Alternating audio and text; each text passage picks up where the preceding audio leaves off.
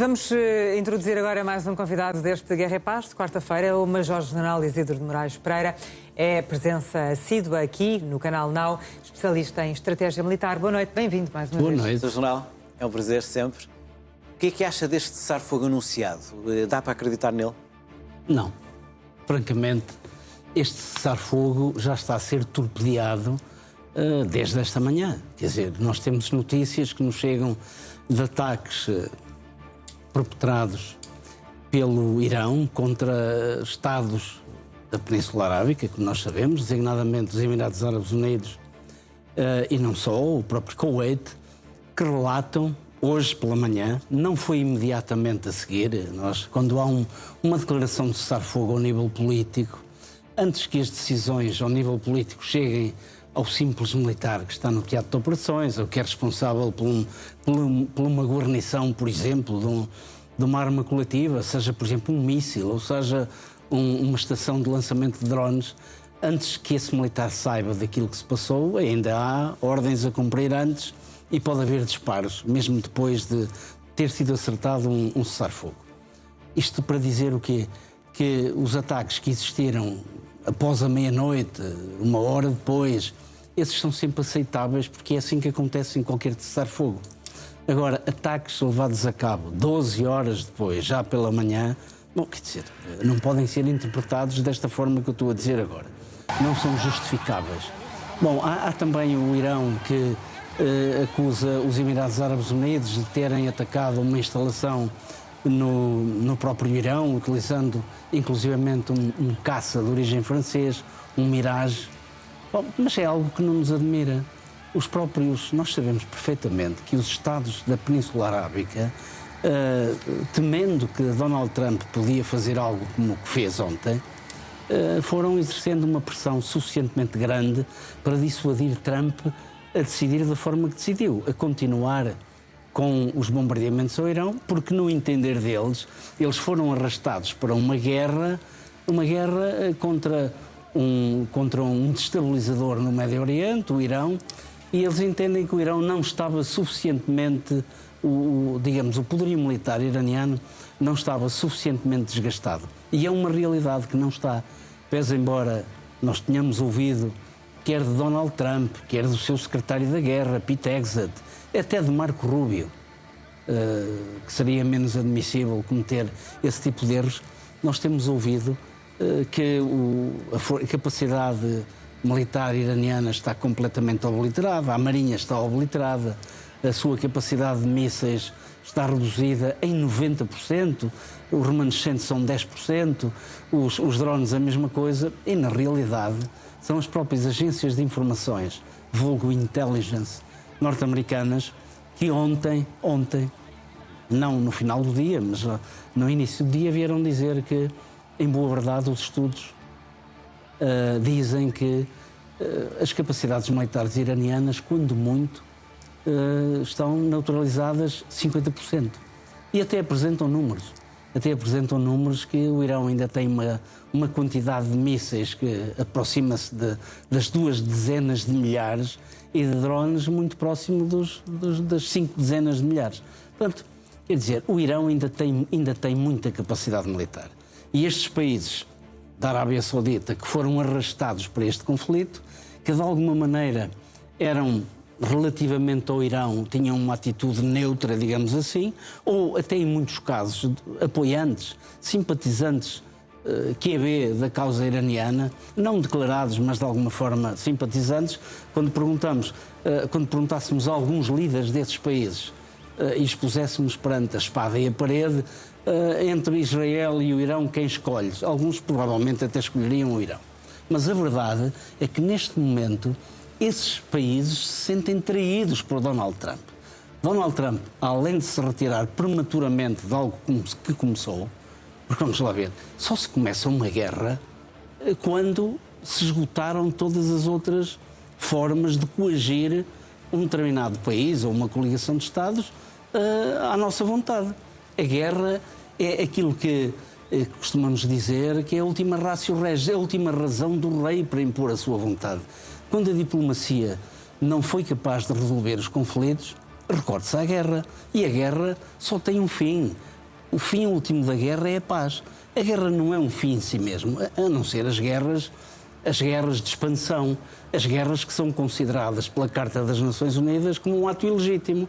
Todas as guerras. É o caso da guerra da Ucrânia.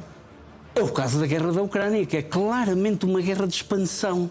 Portanto, essa guerra não tem um fim, o fim político dessa guerra não é a paz. No fundo, anexar um outro território. Portanto, essas guerras são ilegítimas. Não é dessas que estou a falar. A guerra é um meio para atingir a paz. E todas as guerras, e há bem pouco o Germano estava a elaborar um pouco sobre a questão desta guerra. Bom, não há guerra, eu vou aqui recorrer um pouco a Karl von Clausewitz, que disse, e muito bem, que não há guerra que se ganhe sem o apoio do elemento passional, do qual geram as paixões, do qual geram algumas das situações para que o Germano estava a chamar a atenção e que só se explicam por fanatismo religioso ou ideológico. O fanatismo ideológico leva-nos a cometer atos tão graves como o fanatismo religioso. Basta nós pensarmos um pouco no tempo da Guerra Fria. Qual era o cimento que unia a União Soviética? Não era a religião. A religião foi completamente banida. Era o cimento ideológico, era o comunismo internacionalista, como nós sabemos.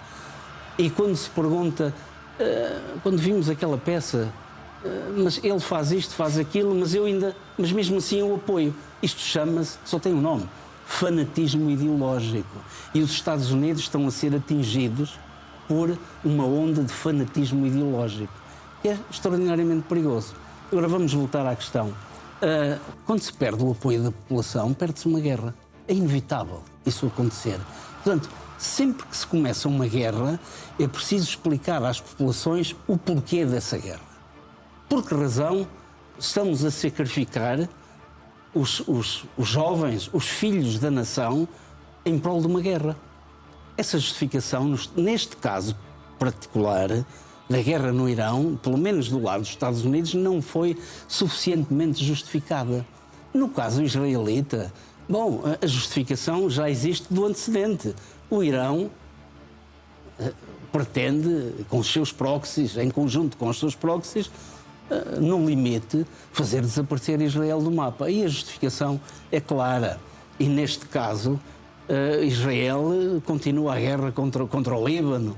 É uma guerra existencial. No caso dos Estados Unidos, esta guerra não é existencial e muito longe disso. E se calhar é por essa razão que Donald Trump, de alguma forma, ontem cometeu um erro colossal. E porquê um erro colossal? Porque pior que começar uma guerra sem justificar à sua população aqueles que apoiam a guerra e sem os quais é impossível ganhá-la, que é o tal elemento passional de Clausewitz, da trindade de Clausewitz. Pior do que isso é começar uma guerra e terminá-la prematuramente, sem alcançar os objetivos. E foi isso a que assistimos. Aliás, eu ontem acompanhei de perto aquilo que se estava a passar e de imediato tive a sensação de que se cometeram erros gravíssimos. Portanto, não se soube avaliar o momento, não se soube avaliar, Sun Tzu disse, conhece-te a ti, conhece o teu adversário tal como te conheces a ti. E foi um erro lapidar, porque Donald Trump foi suficientemente avisado. Tem generais extraordinariamente capazes, tem militares extraordinariamente capazes, até tem políticos extraordinariamente capazes. Não foi capaz de os ouvir. Esse é que foi o grande problema. Porque o próprio Donald Trump já nos disse várias vezes que só obedece à sua consciência. E até no limite, Donald Trump disse que tem excelentes conselheiros na Casa Branca, que os ouve, mas que consegue sempre convencê-los de que ele próprio é que tem razão, dos seus argumentos. Portanto, são um conjunto de aspectos que eu estou aqui a elencar que militam a favor da asneira. E como é que lê o facto de Israel ter tido um dia particularmente sangrento hoje no Líbano, mais de 250 mortos? Netanyahu mostrou que vai ele decidir quando é que vai parar as suas ações? Não, vamos lá ver. Israel mostrou aquilo que avisou. Israel avisou que a questão do Irão é uma questão que está intimamente relacionada com o Hezbollah, com certeza que está, mas Israel, não apenas Benjamin Netanyahu, o próprio Israel Katz, o Ministro de Defesa, o próprio Yair Lapid, a personalidade cimeira da oposição israelita, todos eles estão de acordo que era o momento ideal para resolver o problema do Hezbollah. E Israel redisse e voltou a dizer que não iria desistir da campanha contra o Hezbollah. Israel aproveitou hoje porque, vamos lá ver, uma figura proeminente do Knesset hoje fez um post do Parlamento Israelita, fez um post a dizer que o presidente norte-americano fez o papel de um pato, ou fez um papel miserável, e passado para aí uma hora e meia, retirou essa publicação. Portanto, o que é que isto significa? Que Israel, como um todo, não está satisfeito com a decisão que tomou o Donald Trump. Muito embora Netanyahu tenha dito que Israel foi sempre consultado relativamente a este conjunto de processos que conduziram à tomada de decisão de Donald Trump, que, vamos lá ver, eu diria que até aos seus mais diretos colaboradores surpreendeu. Completamente, quer dizer, foi inesperado.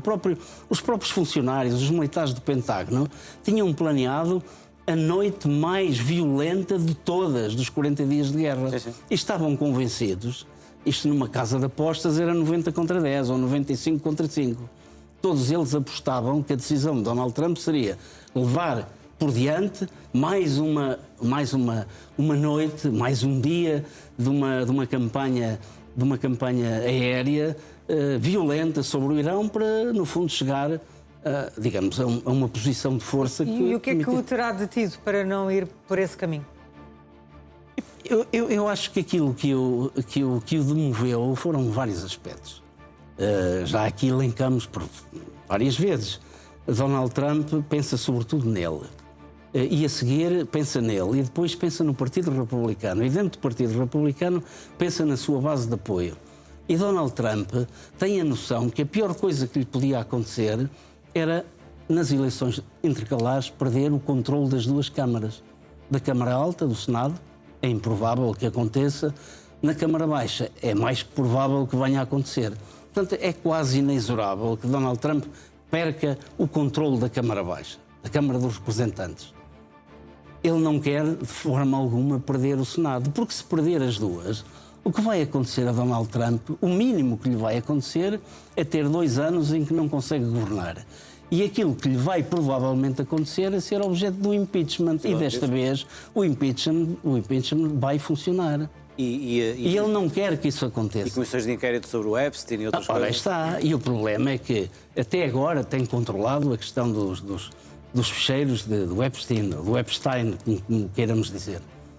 Mas se por acaso perder o controle das duas câmaras, que não está fora de causa, Trump sabe que, em vez de ficar, como ele gosta de se intitular, o melhor presidente americano de todos os tempos, é capaz de ficar visto na história dos Estados Unidos como o pior presidente de todos os tempos, até destituído das suas funções. Para já é o primeiro a ser alvo de 2 impeachments e ambos aprovados na Câmara Baixa. Essa já ninguém lhe tira. E quem o salvou foi a Câmara Alta. Sim. Mas eu estou convencido que ele, neste momento, fruto das sondagens que têm sido feitas, e há sondagens para todos os gostos nos Estados Unidos neste momento. As últimas sondagens que eu tive a oportunidade de trazer aqui, ao conhecimento dos seus telespectadores, são tão divergentes que as sondagens da Fox News ainda dão uma vantagem ao Partido Republicano, quando todas as outras sondagens dão claramente vantagem ao Partido Democrata. Mas atenção, eu já mostrei esses vídeos, a Fox News tem feito muitas peças muito preocupado com a questão do custo de vida. Sim, mesmo a Fox News isso passa muito. E de facto, quando o preço do galão da gasolina chega aos $5 e algo na Califórnia, eventualmente no Texas, que sempre foram os combustíveis sempre foram mais baratos e depende também de estado para estado, mas de facto aquilo que Trump prometeu foi o galão da gasolina abaixo dos $2. Neste momento já está no dobro. Ontem a forma como os mercados reagiram Reagiram porque os mercados são especulativos e o mercado futuros, relativamente, por exemplo, ao preço do Brent, reagiu de imediato às declarações de Donald Trump. Quando Donald Trump aqueceu e disse: sim senhor, concordo, os 10 pontos que o Irão apresentou são extraordinários, foram devidamente estudados, grande parte deles são fáceis facilmente concordamos com eles, e as pequenas arestas que é preciso limar, chegaremos lá rapidamente. E se não chegarmos, chegaremos de qualquer forma. Bom, e isto para os mercados, o que é que provocou? Uma descida de imediato do preço do barril de petróleo. Não chegou aos preços antes de começar esta guerra. De forma alguma. De forma alguma, mas desceu substancialmente. Também tinha subido muito, não é? Bom, quer dizer, e esse é um aspecto importantíssimo. Os americanos têm a sensibilidade, eu diria, há uma relação, há aqui uma relação de causalidade, de causa e efeito, preço da gasolina, resultado eleitoral.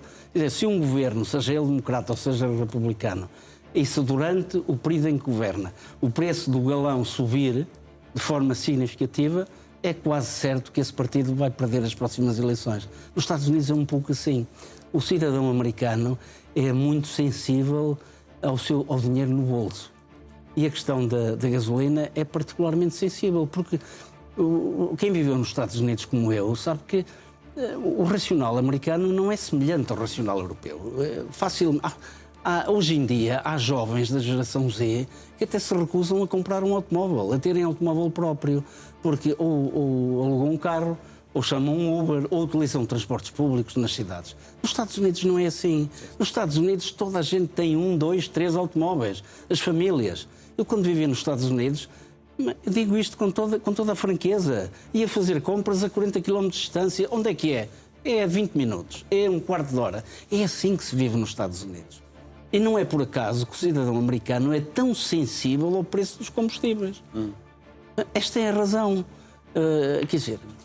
Deixa-me só perguntar, antes de passar à Marisa, como é que encara que antes de receber Marco Rutte na Casa Branca, a Casa Branca tenha lançado a ideia que Trump lhe vai falar na saída dos Estados Unidos da NATO? Outra vez essa conversa. Bom, vamos ver. Se me perguntar se eu acredito verdadeiramente que os Estados Unidos vão sair da NATO, a minha resposta é categórica, é não. Os Estados Unidos não têm interesse nenhum em sair da NATO. Os Estados Unidos pretendem a NATO por várias razões. São a sua guarda avançada na defesa de determinados interesses, são um meio de legitimar algumas das suas aventuras, porque os Estados Unidos têm tido algumas aventuras. Veja-se a invasão do Iraque. Acabou por ser uma invasão que nós sabemos, quando estudamos, as razões pela qual o Iraque foi invadido acabaram por não se verificar. Portanto, os Estados Unidos, que se quer conservar como uma grande superpotência à escala mundial, tem todo o interesse em manter as suas bases na Europa. Portanto, eu raramente dei razão a Medvedev, mas agora tenho que lhe dar razão. Medvedev disse há bem poucos dias: os Estados Unidos saírem da NATO? No way, nem pensar. Os Estados Unidos não vão sair da NATO. Isso é mais uma mais uma narrativa de Donald Trump. Portanto, agora, o que é facto é que o secretário-geral da NATO ficou preocupado, porque eu também sou da escola antiga. Também acho que aquilo que Donald Trump diz, muito embora possa ser um disparate, tem que ser levado a sério. E tem que ser devidamente escalpelizado, tem que ser devidamente analisado, tem que ser confrontado com cenários possíveis, e nós temos que fazer um juízo lógico e racional para saber se de facto que aquilo que disse o presidente norte-americano tem pés para andar, ou então é mais uma campanha de propaganda. Atenção que Trump é um homem da comunicação social. Trump só é presidente dos Estados Unidos porque começou a ter uma grande visibilidade. Não é por ser um homem de negócios extraordinariamente bem-sucedido. Há muitos, não é? Antes, pelo contrário, há muitos norte-americanos que, em termos de negócios, são muito mais ricos do que Donald Trump e são muito melhor sucedidos que Donald Trump. E não foram 4 vezes à falência, como ele foi. Donald Trump foi 4 vezes à falência. Ficou na história por ser o único americano que deixou ir um casino. Um casino, não, por acaso nem foi um casino na costa na costa oeste norte-americana, mas foi na costa Foi em leste. Atlantic City. Foi em Atlantic City. Portanto, deixou ir à falência um casino. Não é fácil, Não é fácil acontecer. A casa só sempre a ganhar, eu não conheço é? o Atlântico, sim. E, de facto, aqueles casinos têm uma frequência de tal ordem que é quase inimaginável. Como é que se deixa ir? Mas já agora estamos, só para os espectadores não acharem que é só uma piada, é uma coisa relevante. Não, uma coisa séria. Porque é que ele deixou ir à falência? Pela megalomania. Exatamente. Houve uma altura que aquilo estava a correr bem. Depois ele faz ali uma espécie de Trump Towers, também na Atlantic City, que ele cresceu de uma maneira e depois foi à falência. Claro, foi. Ele investiu mais do que aquilo que podia. Sim. E foi, de facto, à falência. E aquilo que se diz, e há algum fundamento, alguma razão, é que por trás da sua recuperação, parece quase um cogumelo, é cortado e aparecem logo mais 3 ou 4 cogumelos. Como nós sabemos, diz-se. Foram os russos. Foram os russos, foram os oligarcas russos, a mando de Vladimir Putin. Só os bancos russos lhe emprestaram na altura, isso foi fundamental, e possivelmente a partir daí vem a dependência que ele Ora, tem. está. Ou seja, a Rússia apostou claramente em Trump, apostou nele para poder ser, eventualmente, o futuro presidente norte-americano, e, de facto, eu diria que a velha profecia de Nikita Khrushchev, no final dos anos 50, que disse que para tomar os Estados Unidos não vai ser necessário invadi-lo, vamos corroê-lo por dentro. É o que está a acontecer. É o que está a acontecer, nitidamente. Por isso é que, quando se trata, e ainda hoje o presidente Volodymyr Zelensky, bem, congratulou-se com, digamos, a possibilidade de estarmos a caminho da paz no Médio Oriente, e disse, bom, idêntica atitude terá que ser tomada relativamente à Ucrânia. Nós estamos completamente disponíveis. Se a Rússia quiser, porque nós sempre quisemos negociar com um cessar-fogo, isso foi sempre uma das imposições do próprio Volodymyr Zelensky, calem-se os canhões primeiro e depois vamos sentar-nos e vamos discutir de forma séria os problemas. Portanto, é um bocado isso, quer dizer, agora... O que é que vai acontecer? Isto é sério? Com certeza que não é. Mas a reunião que está prevista para sexta-feira... Sábado agora. Agora já é sábado. Portanto, já foi adiada um dia. E não sabemos se vai ser só um dia. Porque estava previsto que seria já uma reunião de alto nível, onde estaria presente J.D. Vance. J.D. Vance é o vice-presidente dos Estados Unidos, quer dizer, não é um indivíduo, não é uma pessoa qualquer. E quando uma pessoa do nível de J.D. Vance se desloca para Islamabad, já é para concordar, já é para assinar um documento que já foi devidamente. Todos os escolhos, todas as esquinas mais pontiagudas já foram devidamente já foi escrutinado, já está tudo resolvido. É uma formalidade, é uma questão de apertar as mãos e dar um grande abraço àqueles que foram o inimigo. A partir de agora somos os amigos, vamos colaborar. Eu acho que não vai acontecer isso, nem de longe nem de perto. Portanto, vamos ver o que é que vai acontecer esta noite, mas muito possivelmente sabemos que o Estreito de Hormuz está novamente fechado.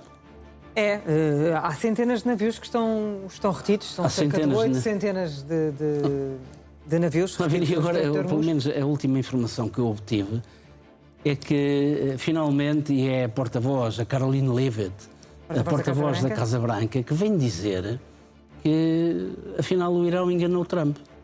E aqueles não eram os 10 pontos que o Irão pôs cá fora, afinal, não há uma ratazana infiltrada nos Estados Unidos. Trump já andava à procura, desesperado, para encontrar um culpado. Afinal, não há um culpado. Não foi nenhum órgão de comunicação social que quis torpedear Trump. Não, foi a própria Guarda Revolucionária Iraniana que pôs em circulação aqueles 10 pontos.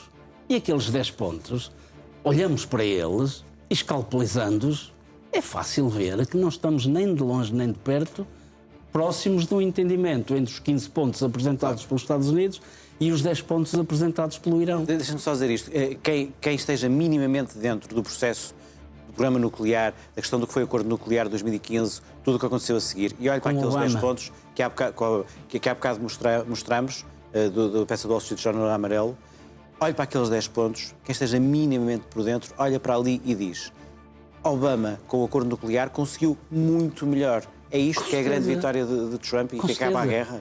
Por amor de Deus, depois de uma guerra de 40 dias. Outro aspecto importante. Nós só podemos, quando há uma guerra, só podemos afirmar vitória quando os objetivos que formulamos foram atingidos. E quando falamos de objetivos, falamos de vários tipos de objetivos. E quando os militares dizem esta campanha foi um sucesso, é porque os objetivos que foram elencados pelos militares, que foram deduzidos dos objetivos fixados ao nível político, e os objetivos militares, quando são atingidos, o somatório desses objetivos deve concorrer diretamente para a consumação do objetivo político. Quando nós não sabemos claramente qual era o objetivo político, é muito difícil afirmar que isto é uma grande vitória. Afinal, qual era o objetivo político fixado pela Casa Branca? Era o derrubo do regime iraniano? Primeira interrogação, não sabemos. Era a desnuclearização total do Irão?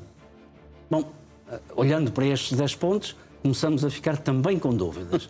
Era a destruição ou a neutralização da capacidade de mísseis balísticos do Irão? Ficamos com dúvidas, porque as agências norte-americanas, agências de informações, vêm dizer que muito provavelmente ainda há 50% dessa capacidade. Eu, sinceramente, ouvir Donald Trump aclamar vitória, uma vitória assombrosa, nunca antes vista, e depois Pete Hegseth, num nível abaixo, num nível estratégico-militar, vir dizer o mesmo ou ainda mais. Quer dizer, quando a realidade não é isso que se apresenta, quer dizer, é algo absolutamente inaudito, é algo muito pouco profissional, quer dizer, a meio de um conflito, sem se terem atingido minimamente os objetivos, aqueles que nós pensamos que são, clamar vitória. Falou agora em muitas dúvidas, mas há pelo menos uma certeza que esta guerra no Irão nos veio trazer a todos a nível mundial. É que o Estreito de Hormuz para o Irão é uma arma muito poderosa e que, independentemente de qualquer acordo de cessar-fogo, vai estar sempre pronta a ser utilizado.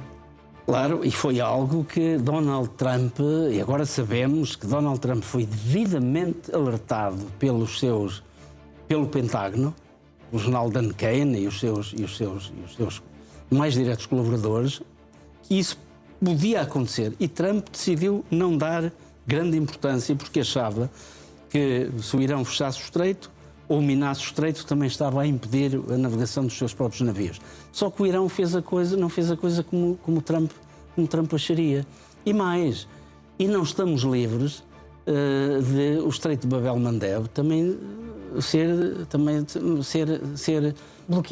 bloqueado pelos Houthis do Iémen, que ainda têm capacidade soberante para poderem, pelo menos durante algum tempo, impedir a livre navegação através do Bab el-Mandeb e, consequentemente, a liberdade de navegação através do Mar Vermelho, Canal do Suez, Mediterrâneo, em direção às rotas da Europa ou à América do Norte.